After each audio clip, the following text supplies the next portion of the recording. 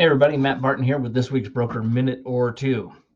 We're all familiar with the FHA-VA addendum and the verbiage in there that essentially protects the FHA borrower against a transaction where the appraisal comes in low.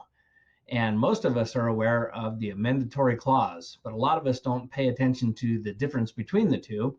And today's minute is going to be on that. So let me share my screen. On screen, I have the FHA-VA addendum. Section 3 is what we are talking about here, notwithstanding the financing and appraisal deadline. So we don't care about the deadline.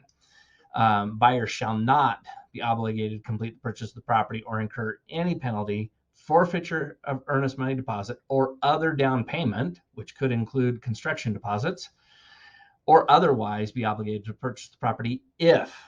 So if is a big word in contracts. It's a small word, but it's a very big word. It's a big conditional.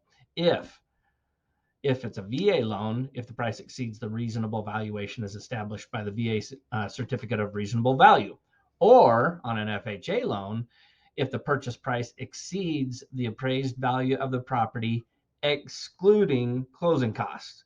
So if we have a $500,000 purchase and there's $10,000 worth of seller's concession, the property only has to appraise for $490,000 or better. If it doesn't, then the buyer is not obligated to purchase the property. Their earnest money is not vulnerable. They cannot be forced to purchase the contract. So, your remedies in Section 16 become really diminished in a hurry when using this addendum. Okay, so why do I bring this up?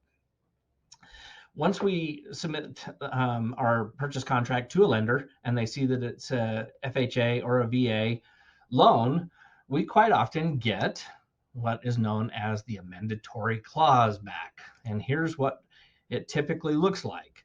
I'm going to quickly read this. It is expressly agreed that notwithstanding any other provisions of the contract, fancy way of saying this trumps everything, the purchaser shall not be obligated to complete the purchase of the property described herein or incur any penalty or forfeiture of earnest money deposits or otherwise, unless the purchaser has been given, in accordance with the FHA VA requirements, a written statement, aka an appraisal or some other form of valuation, where it does not meet the purchase price. Did you notice what's missing there on the Amendatory Clause? It makes no accommodation for concessions. So if I use my same example, on the one hand, we had at one point in time, we had the FHA VA addendum, which said, yeah, it only has to appraise for the purchase price minus concessions. Then our clients are asked to sign another document that says it has to appraise for the purchase price, not the purchase price minus concessions. So if in our scenario, if the appraisal came in at $495,000, we'd be okay with the FHA VA addendum. But once this is signed, it changes that. The threshold now becomes $500,000. So if we are representing a seller, I have had this question many times over the year, and in talking with lenders, and oh, by the way, I'm going to show you something. Let me toggle over here. Since we're living in the day and age of Chat GPT, I actually plugged this into Chat GPT and said, hey, what's the latest time frame? An FHA Amendatory Clause has to be signed. And it came back and said it needs to be done before closing. And I've checked with a couple of lenders, and this is true. And I'm just going to tell you, there's some underwriters that are going to be more insistent that they needed to have it well before closing. It's not actually true. In fact, it goes on to say it is important to note that the borrower must sign the FHA Amendatory Clause within 3 business days of the closing date.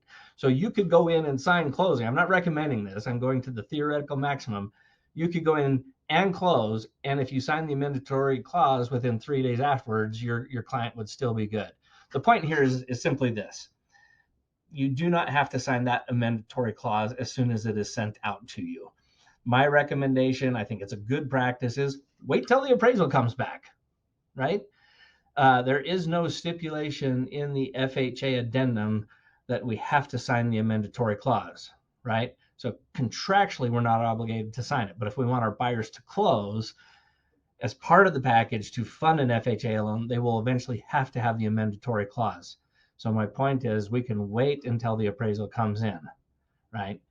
And if we had that scenario of a $500,000 purchase price and it came in below the $500,000, we know we've got a little bit of an issue because of this amendatory clause, and it gives us time to navigate and negotiate with the buyer and seller. So hope that helps you as you go forward, because we're going to see more and more FHA loans just because of their competitive rates.